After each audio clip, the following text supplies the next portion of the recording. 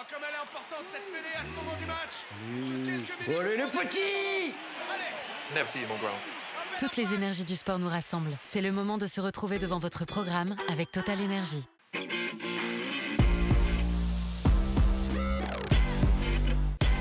Salut à tous et bienvenue dans Kick Off Rugby. On fait corps ensemble pour démarrer le week-end. Émission disponible sur rugbyrama.fr, sur vioxtani.tv, sur toutes les plateformes de podcast ainsi que sur YouTube.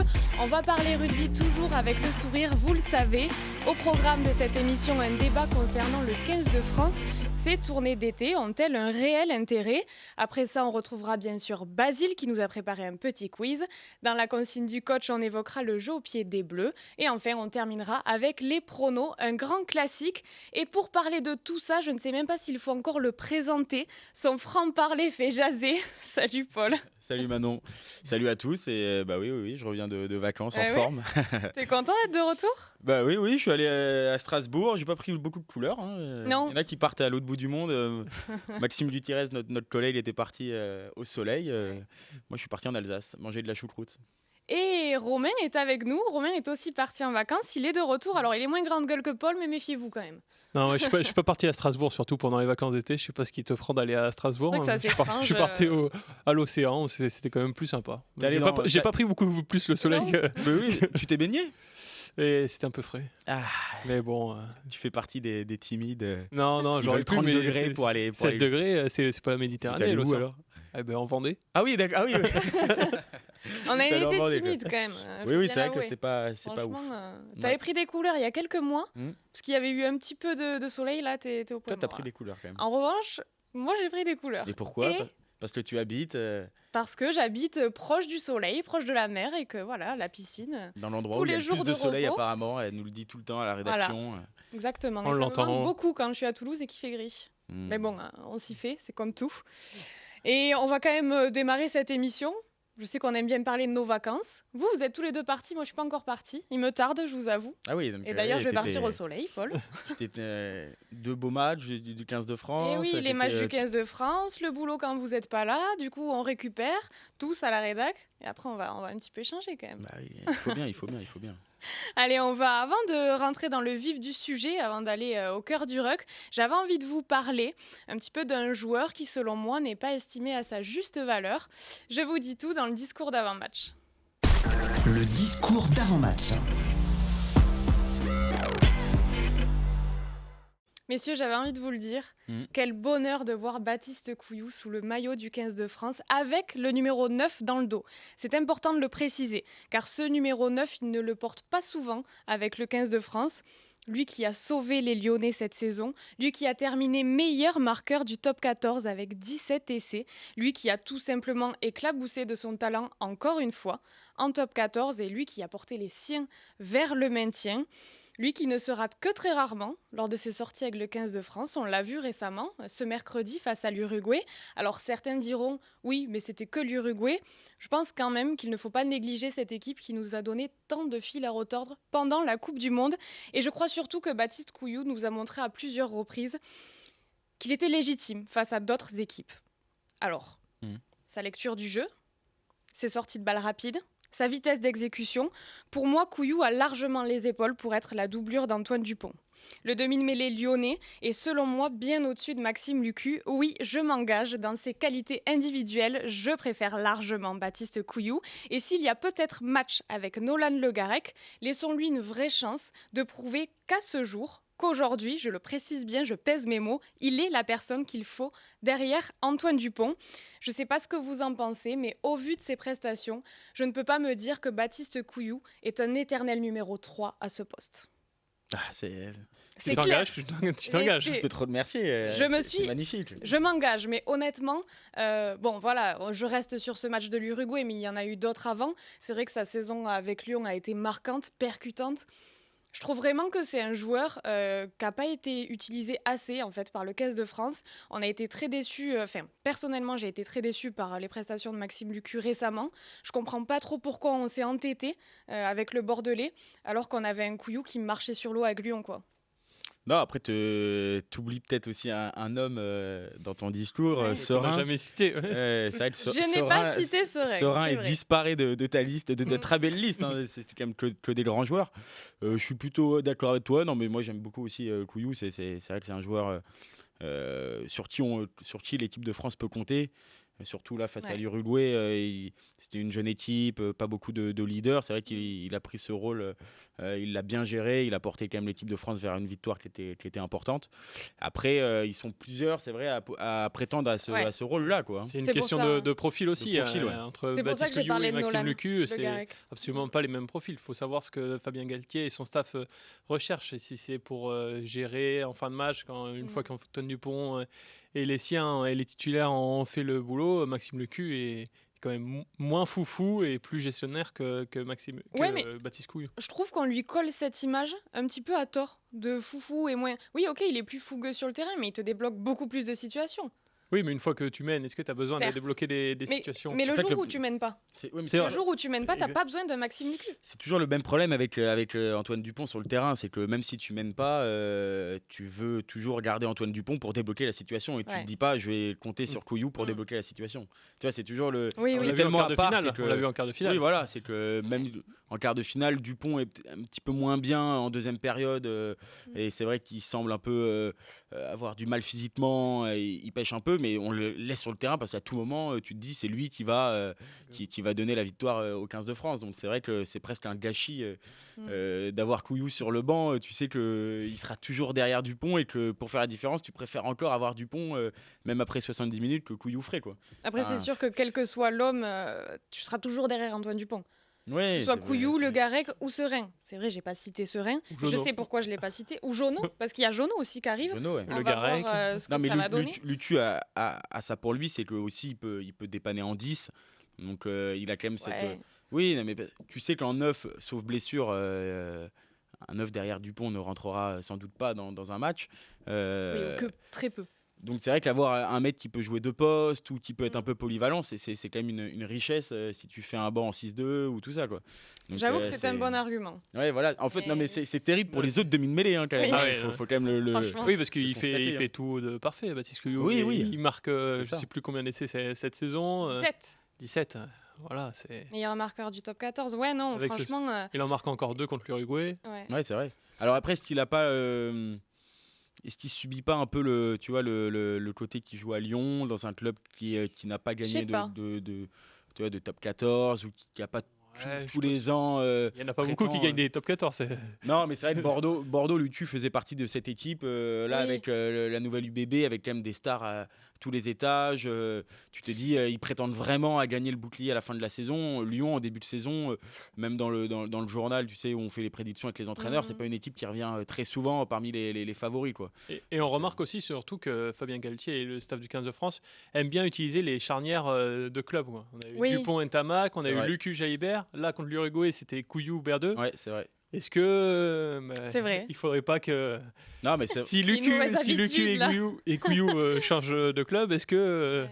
ce serait pas l'inverse? C'est vrai. Je Ouais, sais non, pas. Non, mais c'est Ouais. vrai, ils aiment bien pour les automatismes, Oui, oui, pour non. tout ça, c'est sûr que c'est intéressant. Et là, on a vu, ça a quand même bien fonctionné. La charnière Couillou-Berdeux, c'était quand même intéressant. Ils se trouvaient plus facilement, quoi. C'est sûr Ouais, que- c'est sûr qu'il y a des Ils n'avaient pas beaucoup de temps pour s'entraîner en sont plus. peu Aussi, donc, aussi. Voilà, mais là c'était un bon choix du staff parce que c'est vrai que avec pas beaucoup d'entraînement, une jeune équipe qui a pas beaucoup de repères, il fallait quand même pouvoir s'appuyer sur des choses où on sait que ça marche, quoi. Et c'est vrai qu'à Lyon, cette charnière fonctionne quand même et les deux se connaissent parfaitement, quoi. Enfin, tout ça pour dire qu'à l'avenir, j'aimerais bien voir Baptiste Couillou plus régulièrement sur les feuilles de match avec le 15 de France. Voilà, je veux pas assassiner Maxime Lucu non plus. C'est vrai qu'il était plus souvent Mais- en tribune Non, que sur la feuille ces Franchement, derniers, je ces trouve derniers ça mois. fou. Enfin, moi, je trouve ça fou. Après, chacun son truc. Tristan Mais le va être rugby déçu français que je parle pas autant de Baptiste Serein, mais Oui, il y a il faut pas l'oublier, il est quand même Non, incroyable. il faut pas hein, et l'oublier, mais puis- il a quelque chose que n'a pas Baptiste Couillou et surtout, enfin, c'est vrai que sur le poste de demi-mêlée, j'ai tendance à me concentrer sur la rapidité, sur la sortie des balles, parce que je trouve que Antoine Dupont le fait parfaitement. De toute façon, il fait tout Non, mais il parfaitement. colle très bien au ballon, En Couillou, ouais, l'occurrence, c'est vrai. Il colle très bien au ballon aussi. Voilà, Serein a tendance à être plus lent sur ça.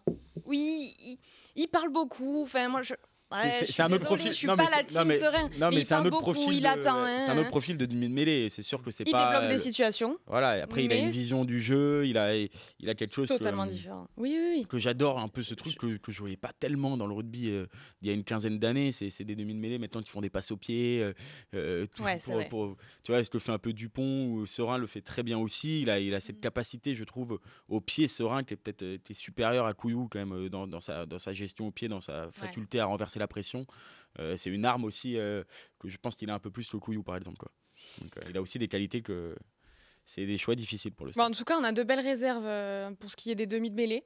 Et on va continuer un petit peu à parler de ce 15 de France. Il est temps de passer dans le vif du sujet. Et on va tout de suite au cœur du ruck. Kick-off rugby au cœur du ruck. Alors messieurs, les Bleus vont achever leur tournée d'été sud-américaine avec un dernier match face à l'Argentine. Ils ont gagné les 2 premiers, donc l'Argentine et l'Uruguay. Des victoires assez larges pour ces 2 premiers matchs, avec une équipe quand même très remaniée et beaucoup de joueurs qui fêtaient leur première sélection. Alors on a fait le point et on s'est demandé quel était réellement l'intérêt de ces tournées d'été. On va s'expliquer. Paul, déjà, très clairement, oui, je t'attaque direct à toi. Tu m'attaques direct frontalement, oui, vas-y, dis-moi. Très clairement, qu'est-ce que tu en penses ? Quel est l'intérêt de ces tournées d'été ? D'un point de vue comme ça, est-ce que tu te dis, ok, c'est vraiment cool ou ok, on pourrait s'en passer ? Il va falloir un peu rentrer dans ce débat, mais après c'est vrai que voir des matchs de l'équipe de France c'est toujours intéressant. Enfin, j'adore le rugby, c'est mon sport, c'est ma passion, donc c'est sûr que voir des équipes de France qui affrontent des équipes de l'hémisphère sud, c'est vrai que c'est toujours intéressant. On a toujours envie de se confronter à ce qui se fait de mieux. Bon, là c'est une tournée en Argentine, c'est vrai que l'Argentine n'est pas non plus le pays au rugby le plus fort. C'était presque le plus intéressant, je trouve, en 2021 qu'on allait jouer contre l'Australie, ou même par le passé quand on affrontait les Sudaf, les Blacks. Il y avait toujours des gros affrontements. Après, c'est quand même des tournées qui posent question parce que tu as des équipes remaniées, tu peux pas compter sur tes joueurs premium, tu arrives après une très longue saison, surtout en top 14, où il y a beaucoup de matchs, où les internationaux jouent quand même pas mal de fois et donc sont crevés à la fin. Donc c'est vrai que l'intérêt sportif des fois est un petit peu difficile à trouver. Parce que le staff doit composer avec des équipes mixtes, avec des joueurs qui n'ont pas d'expérience. Donc généralement, quand on reprend le fil de toutes les dernières tournées, on a pris quelques dérouillés à l'étranger. Et c'est vrai que des fois, tu te demandais à quoi bon prendre 50 points contre les Blacks, à quoi bon en prendre 40 par les Sudaf. Et caper des joueurs qui dans un monde normal n'auraient sans doute pas mérité d'être capés, quoi. On va pas se mentir, il y en a quelques-uns, des fois ils ont eu 1 ou 2 sélections, on regarde ça avec le sourire aujourd'hui. En fait, je me dis que, tu vois, vous en l'occurrence, ces tournées d'été, ce qu'on peut se dire, c'est ok, ça peut permettre au staff de trouver des pépites, ou de permettre à des joueurs qui sont habituellement des doublures de gagner du temps de jeu pour avoir un peu plus d'automatisme sur le terrain quand ils doivent être alignés. Mais finalement, si on regarde bien sur les dernières tournées d'été, t'as un Jaminet qui s'est fait une place pendant une tournée d'été, c'était en Australie, mais au final, il a fait son temps, ça a duré que très peu de temps. Thomas Ramos est arrivé derrière, et pour moi, c'est une pépite qui n'a pas duré. Enfin, pour moi, en fait, ces tournées d'été, c'est malheureusement des seconds couteaux qu'on fait jouer pour les faire jouer parce qu'il faut qu'ils soient concernés par le projet en fait, du 15 de France. Et finalement, on se rend compte qu'à la fin, les mecs qui vont jouer le tournoi, c'est toujours les mêmes. Après, ça change quand même depuis des années. Avant, il y avait des joueurs entre 25 et 30. Il y en a toujours entre 25 et 30 ans.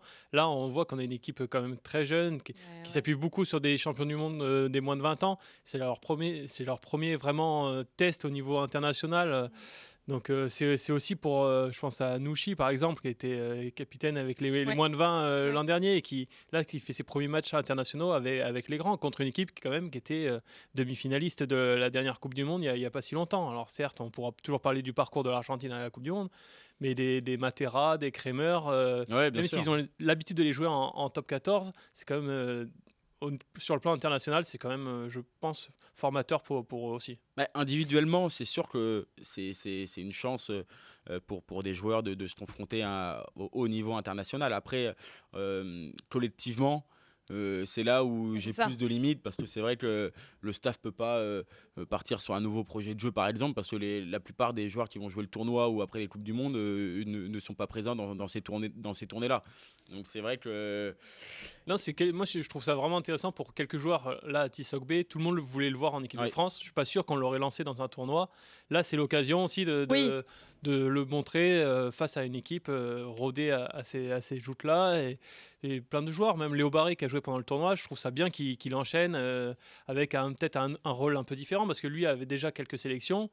Je dirais pas qu'il est cadre à son âge, Léo Barré, mais c'est quand même un des joueurs sur lesquels on peut s'appuyer. Je pense à Tuilagi aussi, qui sont tout jeunes encore dans ce 15 de France et je pense que ça peut les faire grandir. après ils ont réfléchi au format. Parce que moi, c'est vrai que ce format qu'on connaît, des tournées d'été, bon, nous, on est dans le rugby, donc on peut expliquer. Mais c'est vrai que là, j'étais en famille, par exemple. On me dit, mais ils sont où l'équipe de France en Argentine? Mais qu'est-ce qu'ils font? C'est des tournées, ils jouent 2 fois contre les Pumas, c'est tout. Mais les gens veulent savoir, mais on gagne. Enfin, c'est quoi la compétition? C'est quoi le titre? C'est quoi en jeu? Donc c'est vrai que je trouve que c'était quand même un peu problématique. Parce que tu joues, tu as l'impression des fois, c'est un peu bizarre, quoi. Tu sais pas trop pourquoi tu joues. Donc là, c'est vrai qu'ils ont changé maintenant. Dans 1 an et demi, 2 ans, il va y avoir une nouvelle compétition où c'est vrai que tu auras un peu plus d'intérêt peut-être pour des Français qui regardent pas, qui sont pas spécialistes de rugby, mais qui peut-être vont regarder avec un intérêt en disant on peut peut-être gagner un truc, on peut peut-être remporter un titre et tout. Donc ça, je trouve que c'est intéressant. c'est un peu plus intéressant. Comme ce qu'a fait le foot. C'est vrai que le foot, il y avait des périodes où il y avait des matchs amicaux où on pouvait jouer. Je sais pas, j'ai pas envie de dire des bêtises. Mais on affrontait un peu n'importe qui en match amical. Là où ils ont créé la Ligue des Nations avec des chapeaux, des poules et tout ça. Ça fait un trophée. Alors, ça jamais l'équivalent d'une Coupe du Monde. Mais ça fait quand même un trophée. C'est vrai que tu peux vibrer. C'est vrai que quand la France gagne la Coupe des Nations là, en 2021, c'est vrai que tu te prends au jeu en demi, en finale, t'es content. Tu vois, à la fin, t'as joué des grosses équipes.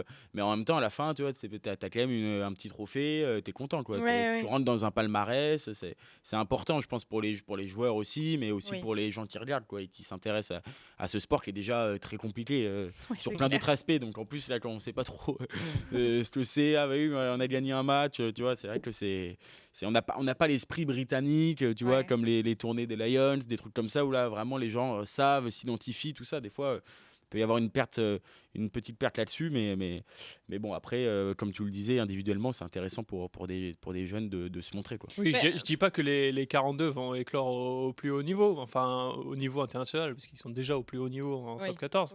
Mais je pense que sur les 42 qui sont là, on peut en retrouver dans 2-3 ans qui auront commencé leur carrière en Argentine et qui seront toujours là avec un peu plus d'expérience. Honnêtement, si on regarde les premiers matchs, il y en a un qu'on avait très envie de voir aussi, c'est Antoine Frisch, où je me dis, ok, peut-être qu'il a un avenir avec l'équipe de France. Après, je suis désolée, mais malheureusement, il y a plein de mecs qu'on a oubliés des tournées, quoi. Enfin, si tu regardes en Australie, Azago et Triard. Allez. Oui, il est là. Oui, pour une tournée, en l'occurrence. Après, on l'a pas revu. Iribarren, Erito, Ungpatin, Forletta. Je suis désolée, mais ces mecs, on les reverra pas. Et là, j'aime beaucoup Lucas Dubois à Perpignan. Mais qu'on se le dise, il sera pas à l'arrière du 15 de France. Non, mais après, c'est intéressant de d'accord, c'est donner, intéressant de les voir, mais pour eux, en fait, c'est presque regarde, c'est cool, tu vas avoir une sélection, quoi.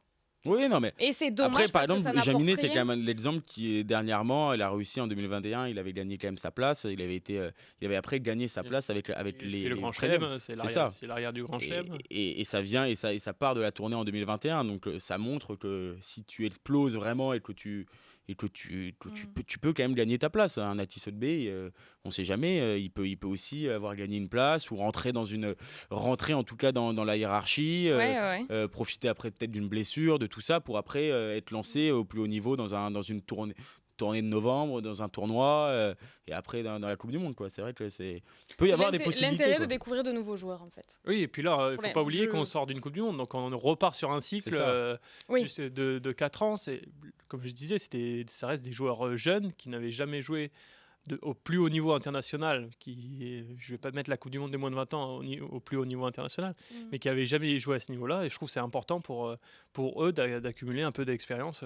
Mais plus tu as de joueurs quand même dans une nation, plus tu as de joueurs qui connaissent le plus haut niveau, qui connaissent ces matchs-là, mieux c'est pour même les premiums, parce que ça les pousse vers le haut. Ils ont envie de se surpasser aussi parce qu'ils voient la concurrence arriver. C'est sûr que ça aussi, quand tu as des joueurs qui restent dans leur intérêt, cocon uniquement, ils pensent comme des nations peut-être un peu moins pourvues de joueurs. Moi, je trouve ça toujours un peu dangereux parce que tu peux rentrer dans une zone de confort, tu peux te dire que c'est acquis et tout ça, quoi. Est-ce que Thomas Ramos tremble? Non, mais Thomas Ramos ne tremble pas, mais il y en a pas mal qui tremblent pas. Mais bon, voilà, en troisième ligne, à la charnière, tu parlais tout à l'heure de Couillou, au centre. Alors le centre, pour le coup, oui. Tu vois, Lucu sort pas d'une saison, on va dire, réussie. Il peut se dire, ah mince, il voit Serein, il voit Couillou qui font des bons matchs. Tu peux se dire, bon, il va falloir quand même que je m'active parce que sinon, derrière, ça pousse, quoi. Pousse, quoi. Après... Oui, après voilà, c'est sûr que normalement aussi les tournées, c'est aussi normalement découvrir un groupe, passer un moment que tu te souviendras toute ta vie, c'est aussi ça, tu vois, on a toujours ça en tête normalement d'une tournée, tu découvres, tu pars à l'autre bout du monde, tu vois, tu t'es vraiment dans la découverte et ça c'est toujours passé avec les tournées. Là, c'est vrai qu'on est aussi pris en ce moment par un extra sportif. Il faut qui est faire quand même le lien assez... avec l'actualité et se demander est-ce que parfois il ne manque pas un cadre aussi à ces tournées. On parle d'intérêt et tout ça, mais voilà, la question du cadre, on est obligé de l'aborder avec l'actualité, avec Melvin Jaminet qui a été écarté du groupe France suite à une vidéo publiée sur les réseaux sociaux à caractère raciste. Quelques heures plus tard, Oscar Gégou et Hugo Radou qui ont été arrêtés en Argentine pour des accusations d'agression sexuelle. Voilà, tout ça vient se mélanger un petit peu au sein d'une tournée qui devient tout de suite un peu plus compliquée. Voilà, c'est la question du cadre en fait. On parlait des premières sélections pour certains, de ce moment qui se rappelleront sans doute toute leur vie. Là, c'est vrai que on ne peut pas faire abstraction de ce contexte-là. Même nous, on est journalistes sportifs, on aime le rugby, on aime ce sport. C'est vrai qu'on est confronté à ces gros soucis et moi, personnellement, je suis triste pour le rugby, tu vois, d'une manière vraiment générale, parce que c'est vrai que c'est une mauvaise image qui est envoyée à ce sport. On parle souvent des valeurs, de plein de choses. Là, c'est vrai qu'en ce moment, alors il faut quand même rappeler que les deux joueurs sont présumés innocents. Bien sûr, non, mais c'est pas forcément. C'est important de le rappeler. Quels que soient les faits. Bien sûr, il faut pas rentrer dans les détails, dans le sens où on n'a pas du tout connaissance du dossier, etc. Les joueurs sont présumés innocents. C'est vrai qu'il y a des témoignages qui viennent d'un peu partout, mais c'est vrai que du coup, si les faits sont avérés, c'est extrêmement grave. Oui. Mais les joueurs sont présumés innocents. Mais voilà, c'est à l'autre bout du monde, encore une fois. Et on est un peu pris de court par tout ça. Mais je suis d'accord avec toi pour la question de l'image du 15 de France. L'image du 15 de France en prend quand même un petit coup depuis quelques jours. Et tu posais la question du cadre. C'est vrai qu'on peut s'interroger. C'est pas la première fois qu'il y a quand même quelques affaires quand le 15 de France part en tournée d'été. On se rappelle de Bastaro. La tournée l'affaire Bastaro. Pas forcément que dans les tournées. On se rappelle aussi que pendant le tournoi. C'est déjà arrivé en Écosse. Voilà, 2018. C'est vrai que dès que des fois on a l'impression que l'effet de groupe peut enclencher des affaires comme ça qui dépassent complètement le rugby et le sport. Et on se demande s'il ne faut pas parfois un cadre beaucoup plus fort autour du rugby, quoi. C'est ce qui est le plus dérangeant en fait, c'est que ça se passe avec des effets de groupe et dans le cadre de l'équipe de France. Et je n'ai pas souvenir dans d'autres sports que des troisième mi-temps comme ça, déjà qu'il y ait des troisième mi-temps entre deux matchs.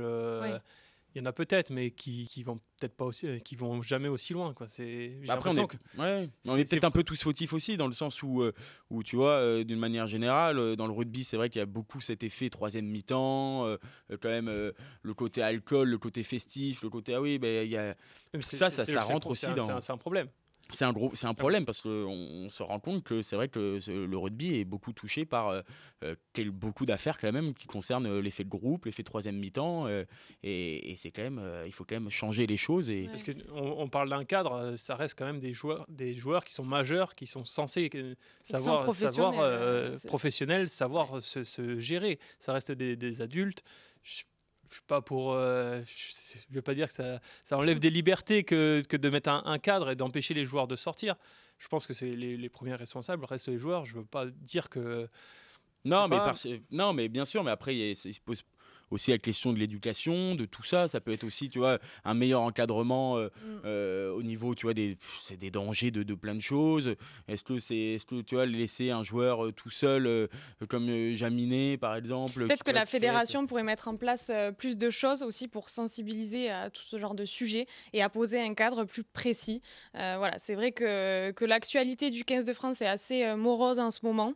Il fallait l'évoquer parce qu'on ne peut pas éluder le sujet, on ne peut pas... Paul, tu as utilisé une bonne expression. Ça fait partie de la tournée. Ça fait partie de la tournée. Et c'est vrai que c'est triste pour plein de choses, c'est triste pour notre sport, c'est triste pour les gens qui suivent.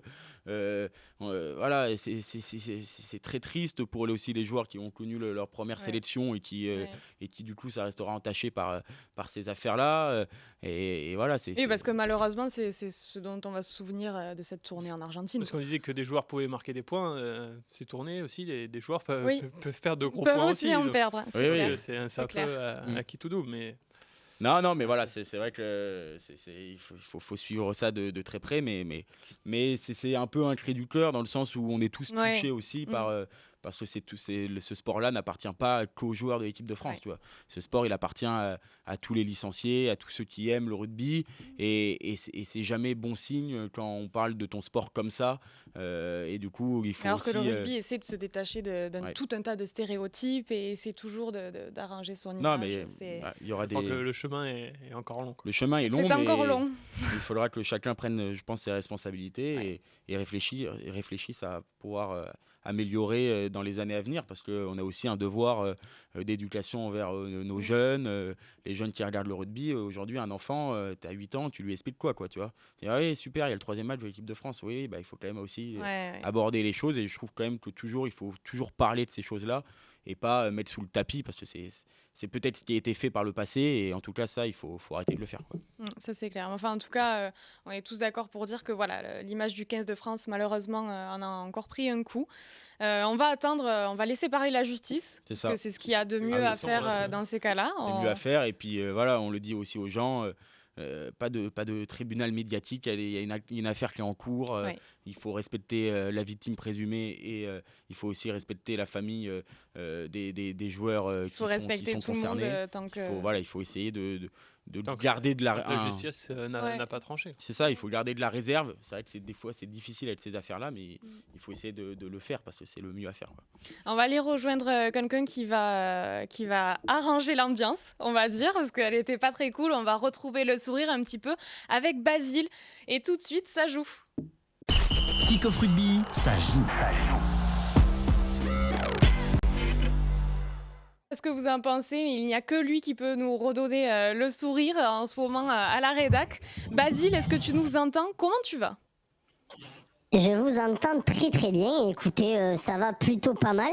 Je vois que Paul se prépare à la succession à la présidence de la FFR, des éléments de langage, il parle super bien et tout. Bon, il a du mal à prononcer premium, visiblement, il met toujours un N, il dit pronium. J'ai jamais compris pourquoi, mais bon. Si ça lui fait plaisir, ça se dit pas comme ça, je pense, mais bon. Tu verras ça avec ton conseiller au cabinet. Bon, pour clore un peu votre débat, je tiens à le rappeler, la meilleure 3e mi-temps, ça reste quand même celle sur Twitch animée par le grand Vincent Franco. Je tenais quand même à le rappeler. Et on boit que de l'eau dans cette 3e mi-temps. Écoutez. Ah, exactement. Bon, même si des fois on dirait pas forcément à l'antenne, mais on vous assure qu'on boit que de l'eau. Écoutez, on va passer au jeu. Moi, je suis là pour m'amuser. C'est la galéjade, c'est la rigolade, c'est la bonne ambiance, quoi. Donc, on va commencer par un petit quiz, plus ou moins. Aujourd'hui, c'est plus ou moins de 50 sélections. On commence par Manon. Honneur aux dames, ça paye pas de mine. Manon, Philippe Panot, Seteny a-t-il plus ou moins de 50 sélections? Ça, c'est une vraie question piège, mais je dirais moins. C'est moins, il en a 14. Mapimpi. Oula. Je vais dire plus. Ah, je m'emballe. C'est 41. C'est moins. Rude, à 9 près. Anthony Watson. Moins. 55, c'est plus. Ah oui, ma chère. Jefferson Poirot. Moins. Ah là là, attends.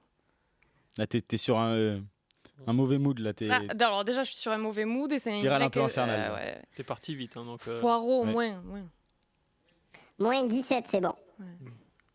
Des fois, j'ai peur. Lunchbury. Ouais. Lunchbury. Je vais finir sur un plus. Ah ouais. C'est une bonne fin puisqu'il en a 70. Ah. Tu fais un 3 sur 5. Ah À oui, toi, 3. Romain. Pas mal. Ah, tu t'es bien sorti. Ouais. Pas mal. C'est plus que la moyenne. Romain, Quade Cooper. Quade Cooper, c'est plus. C'est plus. Mike Brown, c'était 72 pour info. Mike Brown, c'est plus aussi. C'est plus et c'est 72, Facile. pareil. Là. Luc Charteris. Je vais dire moins. C'est plus, c'est 74. Taleboula. Moins. Moins 25, c'est bon. Attention, va-t-il dépasser Manon sur celui-là? Ouais. Fraser Brown. Fraser Brown, je vais dire moins. Ah, c'est l'égalité, c'était plus. 61. Ah ouais, j'aurais On est dit à moi 3 aussi. sur 5 des Trois, t'as deux fait côtés. Ouais, 3. Eh bien, on va voir ce que tu vas dire, Paul. On va voir si tu arrives à On va être voir les aussi joueurs bon que j'ai, en surtout. discours qu'en quiz. Né Milner Scuder. Je dirais moins quand même. C'est moins, c'est 13. Leguizamon. Plus. 87. Tommy Bow. Plus. 69. Il vient d'égaliser Aïe. Manon et Romain. On va voir Sébastien Negri. Moins. Oh là là là là là là. C'est 52. C'est pas possible. Franchement. Là, je peux quand même gagner. Et on termine. Oui, évidemment, il t'en reste un. Yakuba Kamara. Bah, moins. C'est Ah oui, moins là, et c'est c'est cadeau, là. gagné. Ah oui, là, le C'est dernier, vrai, le oui, mais dernier, je c'est pouvais cadeau. pas Merci, savoir. Basile. Je pouvais pas savoir l'ordre. Écoutez, celle-là, elle est pour Paul. Ça fait 4 pour Paul, 3 pour Romain et 3 pour Manon. On se finit par un petit quiz? Bah Une oui. petite Allez. liste. Allez, Allez. Allez. soyons fous. Si je vous dis 21 septembre 2019, ça vous fait penser à quelque chose? Bah non, j'ai une mémoire de poisson rouge. 21 donc, septembre. C'est peut-être la Coupe du Monde. 2019. Ah oui, la Coupe du Monde. Exactement.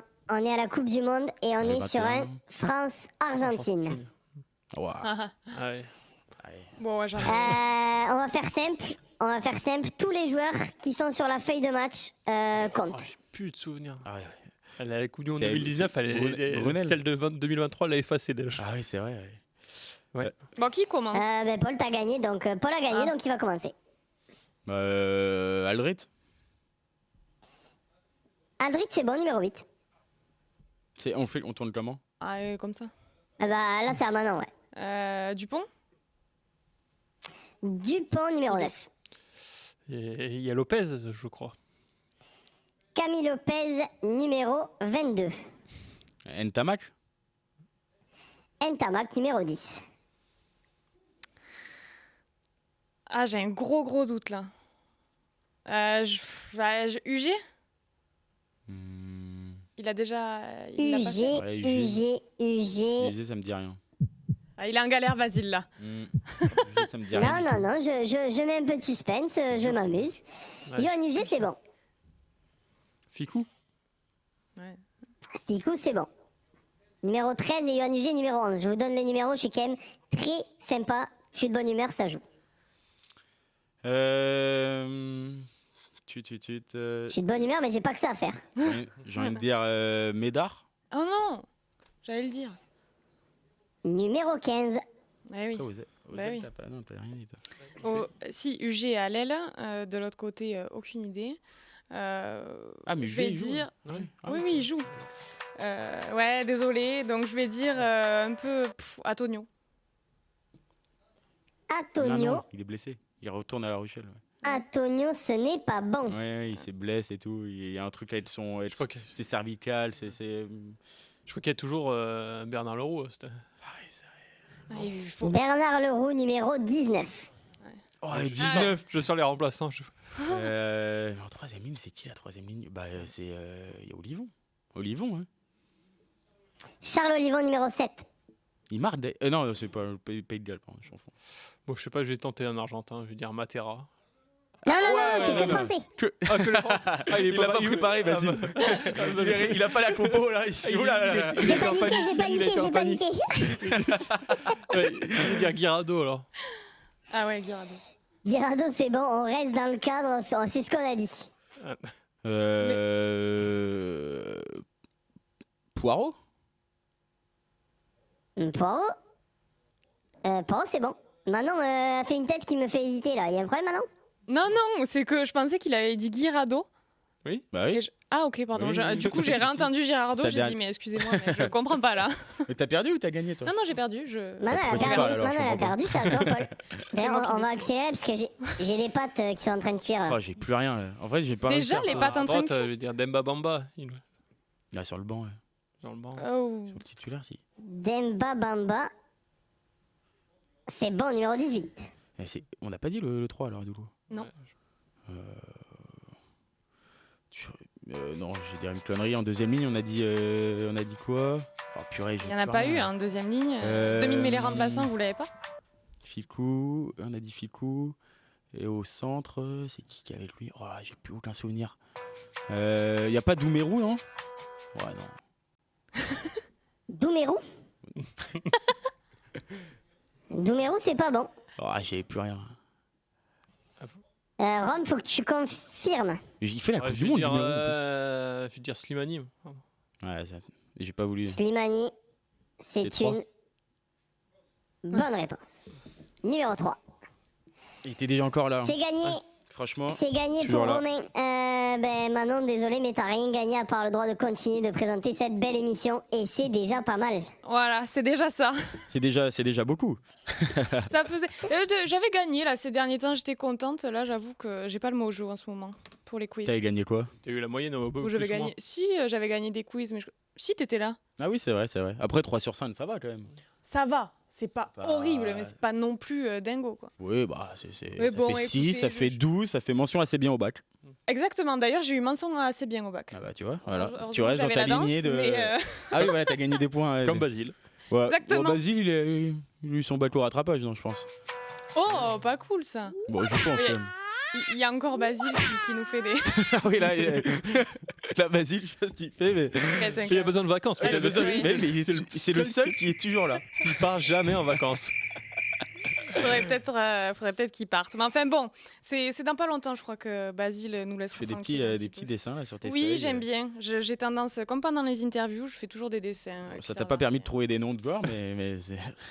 Oh là, c'est gratuit. Allez, Bon, allez, ça je y vais est. continuer à présenter, Allez. messieurs. Hein. On va passer tout de suite à la consigne du coach. La consigne du coach. Et oui, je suis désolée, il faut bien revenir aux choses sérieuses de temps en temps. Alors cette semaine, Nicolas Zanardi n'est pas avec nous puisqu'il est en Argentine, mais il nous a glissé quand même quelques... Il a du boulot. Oui, il a du boulot. Il nous a glissé quelques conseils. Alors attention, qui dit tournée d'été dit bien souvent changement de règles. Donc il faut bien le prendre en compte. Et en l'occurrence, cette saison, plus de loi Dupont. Et forcément, des habitudes qui sont un petit peu perturbées. Donc pour rappel, la loi Dupont, elle permettait à des joueurs placés devant le botteur d'être remis en jeu par l'action d'un adversaire. Vous avez vu, j'ai bien noté la phrase pour être assez claire. Donc cette règle a été supprimée, les joueurs l'ont beaucoup travaillé à l'entraînement, mais il y a eu une petite boulette. Romain, est-ce que tu peux nous expliquer ce qui s'est passé lors de ce premier match? Une petite boulette, un petit oubli d'Antonin Stoy qui a oublié de remettre en jeu son équipe. On fait un petit flashback, c'est la 31e minute du premier test du coup Argentine-France, où Léo Barré reçoit un ballon en troisième rideau avec Antonin Astoy à ses côtés. Léo Barré rejoue au pied et Antonin Astoy reste à ses côtés, tous les deux derrière, sauf que du coup tous les Français qui étaient devant eux n'ont pas été remis en jeu. Ça a permis à l'arrière argentin Bogado de remonter sur une bonne quarantaine de mètres le terrain. Slalomant au milieu des avants qui ne pouvaient pas trop Qui était- intervenir, C'est pas trop jusqu'à quoi, temps où ils qu'Antonin étaient. Astoy Se réveille. comprenne qu'il a fait une petite boulette et donc il est remonté au sprint pour remettre tout le monde en jeu. Mais ça fait perdre pas mal de mètres à l'équipe de France et c'est en conférence en zone mixte après match, quand Antoine Astoy a Avoué. avoué qu'il avait été le coupable et qu'il avait oublié de remettre toute son équipe en jeu en expliquant que quand il y avait 2 joueurs en fond de terrain, celui qui tapait restait en fond de terrain et celui qui était à ses côtés devait lui remettre en jeu tous ses partenaires. Ah mais c'est vrai que le rugby, c'est un sport où tu dois tout le temps. Ça change tout le temps. Non, mais tu vas tout le temps t'adapter. C'est vrai qu'il faut réussir à travailler. Il y a des règles qui changent assez régulièrement. Et là, c'est vrai qu'il y a un petit oubli. Mais après, c'est quelque chose très grave. Parce que... C'est quelque chose qui se faisait avant qu'Antoine Dupont trouve cette petite faille dans le c'est vrai, règlement. Mais tout le monde avait un peu apprécié cette règle, j'ai l'impression. Oui, les avants, parce qu'ils avaient besoin de moins se replier. Et c'est vrai que derrière, tu étais tranquille. Puis voilà, non, c'est vrai que cette règle-là, elle était quand même. Elle entraînait du coup des fois ce jeu un peu. Elle était bien pour les joueurs, pour les spectateurs. Voilà, c'est ça. Tu te demandais ce que tu regardais des fois. Quoi. Tu voyais des joueurs figés, tout ça. C'était un peu bizarre. Mais tout le monde l'avait un peu pris, j'ai l'impression, en compte. Et du coup, ça allait pour tous les joueurs. Et il n'y avait pas à chaque fois de chercher. Ça en a arrangé certains aussi, parce qu'avec ce ping-pong rugby, on en a beaucoup vu lors du premier match contre l'Argentine, du coup, forcément, les avants, ils font que ça. Non mais oui. Donc, non mais forcément ça en arrange certains. Enfin ça en a arrangé certains. Non mais là du coup Antoine Astoy il l'a fait une fois. Après c'est plus revenu dans le match et puis il sera en avance par rapport aux autres ouvreurs ou arrières de top 14. Oui voilà c'est pour vrai. La reprise de la saison. C'est peut-être une situation qu'on risque de voir après à la reprise de la saison. Il y a quand même ça demande des fois un petit peu d'adaptation, de reprendre ça, alors que c'est vrai que tout le monde avait pris cette règle et l'utilisait tout le temps et c'était un peu rentré dans surtout le 15 de France pour le coup, qui avait pris l'habitude de jouer avec cette règle et qui s'en servait beaucoup. Ce Dupont va réussir à.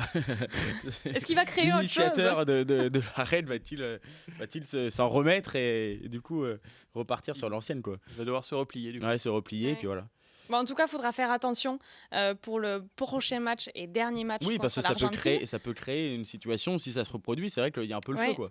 Dans la défense, les avants, c'est ce qui s'est passé. Mais si ça n'a pas abouti à quelque chose côté argentin, mais c'est vrai qu'ils ont gagné pas mal. Ils ont gagné pas mal de mètres quand même. Et c'est se mettre un peu le feu à partir de rien, quoi. Tu vois, si tu respectes bien le truc, il y a aucune raison de prendre une relance, de tout ça. Alors là, c'est vrai que du coup, il faut faire attention parce que ça peut créer des boulevards et ça peut permettre, ça crée des fautes aussi. Donc ça peut, dans une fin de match tendue, ça peut être difficile, quoi. Et du coup, c'est quoi la clé? Enfin, qu'est-ce que vous en pensez? Est-ce que du coup, on évite ce ping-pong rugby, on évite de rendre trop souvent le ballon à l'adversaire pour se dire ok, je conserve, comme ça je serai pas dans cette situation?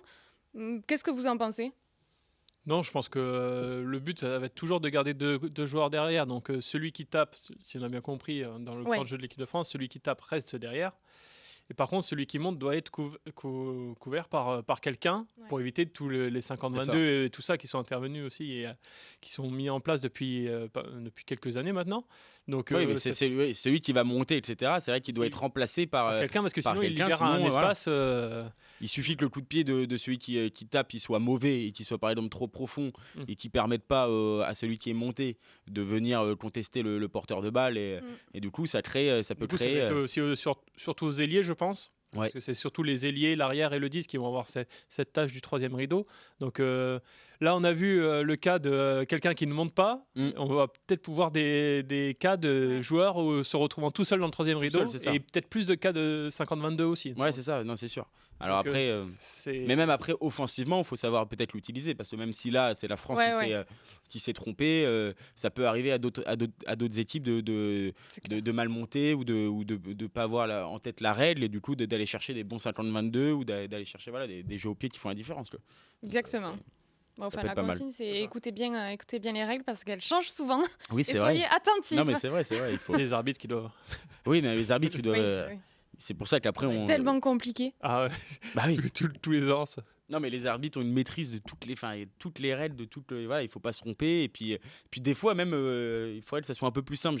Ça c'est un peu un coup de gueule. Ouais, alors simplifier Non mais pas forcément ça, mais même je trouve que des fois c'est difficile quand tu travailles pas dans le rugby et tout d'avoir accès à ces nouvelles règles, à ces changements là et tout, et tu peux te retrouver à avoir un match de rugby où ça a changé, ça a changé sur des touches. Des fois il y a eu ces quelques années des changements, on apprenait ça en regardant les matchs quoi. Des fois c'est un peu pénible quoi. Là ce qu'on a vu c'est aussi, je l'ai vu surtout sur les moins de 20, c'est les bras cassés sur les coups d'envoi. Ah oui, les bras cassés, c'est vrai. Ouais. Alors ça, Je suis pas persuadé que c'est la meilleure des règles. Enfin, je sais pas si vous- On verra, pense, c'est ouais. que les premiers matchs. Donc, Bah, ça au oblige début, du coup le. De toute façon, au début, les nouvelles règles, ça nous paraît toujours bizarre. Oui, non, Donc, mais il et faut voilà, que ce c'est soit comme quelque chose de nouveau à expérimenté. chaque fois. Et c'est ça, c'est nouveau, il faut que ce soit expérimenté. Alors c'est vrai qu'à première vue, on se demande forcément l'intérêt de faire un arrêt de volée sur un coup En d'envoi. fait, ils veulent s'éviter, je pense, ces phases de ruck un peu chiantes, il faut quand Ouais. même l'avouer. Ouais. Où, par exemple, tu vois, t'as un coup d'envoi assez long tapé sur le 8, il va aller chercher un point de fixation. Après, derrière, le numéro 9 peut s'ouvrir l'angle avec un autre point de fixation. Et donc, du coup, ça dure 1 minute 30. Après, tu sais, là, le 9 qui prend le ballon avec ses gros pour aller chercher le meilleur coup de pied possible. Du coup, ça dure hyper longtemps pour pas grand-chose parce que tu repars sur une touche sur les 40 ou sur les 50. Donc là, peut-être en faisant l'arrêt de volée, ils veulent gagner du temps et du coup, arrêt de volée, hop, tu vas chercher la touche et puis voilà quoi. Ah, tu le vois comme ça, toi. Moi, je Bah, le voyais comme dans le set, que ce soit un ballon de récupération à chaque fois. De faire des coups d'envoi courts Ouais. pour Aussi. essayer de récupérer le ballon. Oui, voilà, c'est sûr. Non, mais Euh, tu peux aussi avoir ça, Oui, mais ça a plusieurs effets. tu peux avoir aussi l'effet de vouloir gagner et de Oui, rester dans le camp adverse parce que tu sais qu'il va trouver une touche et tout, quoi, et repartir sur une phase de jeu arrêtée. Mais c'est vrai que du coup, pour les numéros 10, il faudra réussir encore mieux les coups d'envoi pour aller chercher encore des coups d'envoi très hauts, peut-être plus courts, pour tout de suite récupérer la possession, quoi. À voir. À voir dans les prochaines semaines. Exactement, on arrive presque à la fin de cette émission. Et comme vous le savez, c'est un petit peu une tradition. On va passer au prono dans le Money Time. Kick-Off Rugby, Money Time. Alors ce week-end, 2 pronos. Argentine-France pour clôturer cette tournée sud-américaine et la demi-finale de Coupe du Monde des Bleuets qui affronteront la Nouvelle-Zélande. On va commencer... J'ai envie de commencer par les Bleuets. Les Bleus. Ouais. On Donc se les souvient Bleuets, tous je du match rappelle. de poule Exactement. perdu d'un petit point Exactement. assez cruellement. Oui, Moi, j'ai contre envie la de- Nouvelle-Zélande. Oui, voilà, oui, bien sûr. J'ai envie de croire encore une fois au beau parcours des Bleuets et je pense qu'ils vont l'emporter. En plus, il y a eu ce match en poule où ils ont vraiment ciblé ce qui a manqué. Ils ont eu, par exemple, en première mi-temps, c'est vrai qu'ils auraient dû mener plus largement face au Baby Black et ils ont eu pas mal de failles. Et du coup, je pense que ça a été un mal pour un bien cette défaite. Et Ouais. je les pense supérieurs quand même à ces Néo-Zélandais. Je pense qu'ils sont capables de l'emporter et d'aller en finale. Moi, je suis assez d'accord avec Paul, et surtout pour regarder un peu le match dans des conditions difficiles contre le Pays de Galles. On a vu qu'ils avaient quand même déjà corrigé pas mal d'imprécisions et de petites choses qui avaient péché contre les Baby Black. Donc, moi, je vois les Français parce que mine de rien, c'était une défaite en phase de poule, mais on sentait quand même qu'il y avait le potentiel largement pour l'emporter. Ouais, c'est ça. Et puis, c'est vrai que le scénario du match face au Baby Black, il est vraiment cruel, quoi, parce que tu marques cet essai à 5 minutes de la fin. Après, ils ont été très indisciplinés sur ce match. Et ça, et s'ils arrivent à corriger notamment cette indiscipline, je pense qu'ils sont quand même sur beaucoup d'aspects supérieurs. Ils ont plus de maîtrise, ils ont des joueurs, je pense, qui connaissent plus le haut niveau déjà de compétition. Et je pense que ça va faire la différence dans une demi-finale. Surtout qu'ils vont avoir l'esprit de revanche quand même, parce qu'ils ont tous en tête cette défaite d'un point. Ouais, c'est sûr. Après, c'est vrai que moi, j'étais un petit peu inquiète sur le début de la compétition, notamment ce match contre l'Espagne. Alors oui, ils l'ont gagné, mais c'est vrai qu'on a vu quelques difficultés quand même. Et puis, j'ai l'impression qu'ils se sont bien repris. Ouais, oui. Donc forcément, j'ai envie de croire à une qualification en finale, mais je mets plus de réserve que vous. Parce que... On ne dit pas qu'ils vont se balader. Hein. Oh non, mais vous dites qu'ils vont gagner. Je dis... Bah, moi, je dis pas qu'ils vont se balader. Non, moi non plus. Oui. Non, personne ne le dit. Mais... moi, j'ai un peu plus de doutes. J'ai pas envie de parier sur une victoire de la Nouvelle-Zélande, mais voilà.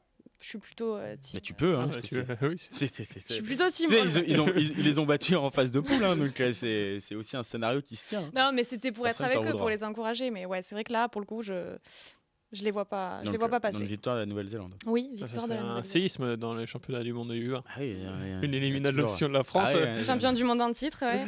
Après, on va pas gagner à chaque fois, mais, Non, mais c'est vrai ouais. que encore une fois, j'ai été moi agréablement surpris quand même de ces Bleuets. Je pensais qu'ils allaient être plus en difficulté encore, parce qu'ils Oui, ne peuvent pas compter sur forcément tous les joueurs. On sait que là, une préparation, ils sortent d'un tournoi qui a été un peu plus difficile et tout, donc je pensais qu'ils seraient moins performants quand même. Bon, on va passer au deuxième prono. Ouais. Argentine-France. pour terminer cette tournée. Qui de l'Argentine ou de la France va s'imposer, messieurs? Je vais dire l'Argentine. Ah ouais. Ouais. Même si l'équipe de France m'a séduit la semaine dernière, je vais dire l'Argentine. Pourquoi? Parce que déjà, ils s'étaient pas beaucoup entraînés, ils n'avaient pas passé beaucoup de temps ensemble, les Pumas, avant de jouer la France. Ça s'est vu, parce que ils étaient loin de faire un grand match. Et puis là, la France, j'ai peur un peu de la préparation, même si on a vu contre l'Uruguay, ceux qui avaient joué, ils n'avaient pas perturbé plus que ça les affaires extra-sportives. Mais j'ai peur qu'au final, ils aient tous envie de rentrer maintenant et que le match soit vraiment secondaire, y compris dans leur tête, face à des Pumas revanchards. On connaît le caractère des Argentins. Oui. Je suis assez d'accord avec toi. J'ai quand même l'impression que tout le monde veut rentrer à la maison là.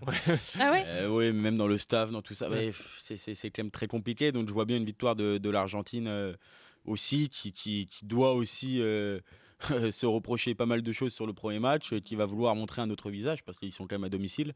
Et c'est vrai qu'ils ont été un peu inquiétants sur ce premier match. En tout cas, ils ont déçu beaucoup de monde et ils sont quand même un statut à défendre. Donc je les vois bien réagir. Et même si les Bleus, je vois pas des Bleus dépassés, mais je pense que ça va être un peu court. Un peu court parce que dans un sport de haut niveau, tu dois t'entraîner, tu dois penser qu'à ton match et tout. Quand tu as des trucs qui arrivent tout le temps à droite, à gauche, c'est difficile de rester focus sur le rugby, quoi. Je suis pas d'accord avec vous. J'ai envie de croire. Décidément. Sur les chronos, Aujourd'hui, j'ai envie de ne pas être d'accord avec vous. Très bien. Mais je vois la France gagner encore parce que, en fait, il faut être honnête, contre l'Uruguay, on s'attendait pas à une défaite, mais on s'est dit, peut-être que ça va être compliqué, le contexte extra-sportif, ça les a forcément perturbés. Mais en fait, ils nous ont montré que non, pas forcément. Alors certes, c'était l'Uruguay, c'était pas l'Argentine, mais j'ai envie de croire à des Français qui, justement, vont vouloir montrer à tout le monde qu'ils sont là pour jouer au rugby, avant tout, et montrer de belles choses du rugby français. Donc, je crois... Sportivement, ça serait une tournée parfaite, quoi. Sportivement, ce serait la tournée parfaite. 3 victoires en 3 matchs, selon toi, non? Oui. Après, moi, je vois bien quand même les Argentins Vous réagir. Pensez qu'ils vont nous poser problème? Je ne dis pas qu'ils vont nous mettre 20 ou 30 points, hein, mais... Individuellement, ils ont quand même pas mal de joueurs qui ont été absents sur le premier match, quoi. Et je pense qu'ils ont des choses à se faire pardonner, quoi. Bon, on verra si ça tourne à la revanche ou pas. Alors, pour terminer cette émission, comme d'habitude, c'est les 80 secondes d'actu. 80 secondes d'actu. Allez, c'est parti, on lance le chrono. Au programme ce week-end, en clôture de la tournée d'été, le 15 de France affrontera l'Argentine ce samedi à 21h. Les Bleuets, de leur côté, sont qualifiés en demi-finale de la Coupe du Monde U20. Ils vont retrouver la Nouvelle-Zélande ce dimanche à 19h. Dans l'actu cette semaine, un 15 de France dans la tourmente. Melvin Jaminet, arrière du rugby club toulonnais, a été écarté du groupe France pour une vidéo à caractère raciste publiée sur les réseaux sociaux. Le club varois a décidé de convoquer son joueur le vendredi 19 juillet pour un entretien préalable à une éventuelle sanction. Toujours chez les Bleus, ce lundi, Oscar Gégou et Hugo Radou ont été arrêtés en Argentine. Les deux joueurs sont accusés d'agression sexuelle. Les versions des faits sont pour l'heure bien différentes. L'avocate de la plaignante parle d'une agression sauvage. Les joueurs, eux, parlent de relations consenties. Pour rappel, les deux Français sont pour l'heure présumés innocents. Et dans un délai de 5 à 25 jours, la procureure décidera de les placer ou non en liberté conditionnelle. Et pour finir, les calendriers de Top 14 et Pro D2 sont sortis. Pour sa première dans l'élite, Vannes affrontera le champion en titre toulousain. À l'échelon en dessous, les Oyomènes affronteront d'entrée de jeu les Brivistes. Et voilà pour ces 80 secondes actu. Ça commence fort pour Vannes. Ça commence très très fort pour Vannes. Cadeau. Honnêtement, oui. Bon, après vous me direz, au moins c'est fait. Oui, puis il va y avoir une ambiance incroyable. Pour les supporters bretons, c'est un retour rêvé. Enfin, un retour rêvé, non. Une arrivée rêvée. Une arrivée, oui. Non, mais moi je dis au moins c'est fait. Toulouse s'est passé. Bon. Et après. Par contre, il risque de ne pas voir Antoine Dupont. Oui. Non. Qui, après les JO, aura sûrement des vacances. Des vacances un peu, j'espère pour lui. Il va falloir qu'il se repose un jour. Hein. Oui, il faut quand même qu'il. Après, il a eu un peu de vacances, là, quand même, mais bon, il va vite enchaîner sur. Il va vite enchaîner. donc. Et Non, Rose, non, ouais. Non, mais c'est vrai que les calendriers, c'est toujours quelque chose Ouais. qu'on aime bien. on attend avec impatience. qu'on aime bien voir. Calendrier, les Ouais. tirages de Champions Cup, Les les poules. poules, Ouais. tout ça, c'est des moments importants. On est content de voir. C'est vrai qu'on bascule vite sur une nouvelle saison quand même. Ouais. Surtout quand on a, C'est quand on a perdu. rapide. Et toi, Romain, direct Oyo, quoi. Ouais, Brive-Oyonnax, c'est un choc d'entrée, quoi. Mais bon, faut bien. C'est à Oyo. Faut bien commencer À Brive, par quelque à Brive. chose. Ah bah voilà. C'est à À Brive. Brive. Tu as débuté par une belle victoire. Tu les sens comment, tes brivistes, là, pour cette saison? Bien. Il Non, va pas non, trop. mais, Il a peur. Non, mais on verra. Mais c'est. Je pense C'est la qu'ils- saison qu'ils- pour- qu'ils feront- Ils feront mieux que la saison dernière. Ouais. Ah ouais, mais tu prends pas beaucoup de risques. Ils ont fini Ouais, dans je le top pense- 6. Ouais, non, mais d'accord, mais là, l'objectif c'est de monter, non? Bah oui, forcément. Corrèze. Ah voilà. Je pense vraiment C'est que Broncan a apporté ce nouveau souffle et que ça peut vraiment marcher sur la saison qui arrive, tu vois. Oui, non, mais je Confiant. suis confiant et je partage ton avis. Et Paul, t'es confiant pour tes Rochelais? Oui, mais ça commence fort quand même. Hein. Réception de Toulon, Ouais. déplacement au stade toulousain. Mhm. Donc, non, et après, aussi le Racing. Non, c'est une grosse saison qui commence. Grosse Ça a commencé saison, très fort pour les grosse Rochelais. saison qui commence et on a hâte. On a hâte encore d'en débriefer dans Kick-Off Rugby. C'est terminé pour aujourd'hui. Merci de nous avoir suivis. Merci à vous deux, messieurs. Merci à Vous toi. savez où nous retrouver sur Rugbyarama, sur Via Occitanie, sur toutes les plateformes de podcast et même sur YouTube. Vous connaissez le rendez-vous. On se retrouve la semaine prochaine, même heure. Ciao.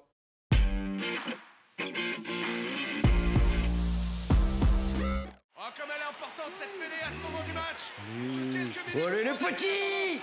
Allez, Never see you, mon grand. un bel impact. Toutes les énergies du sport nous rassemblent. C'était votre programme avec Total Énergie.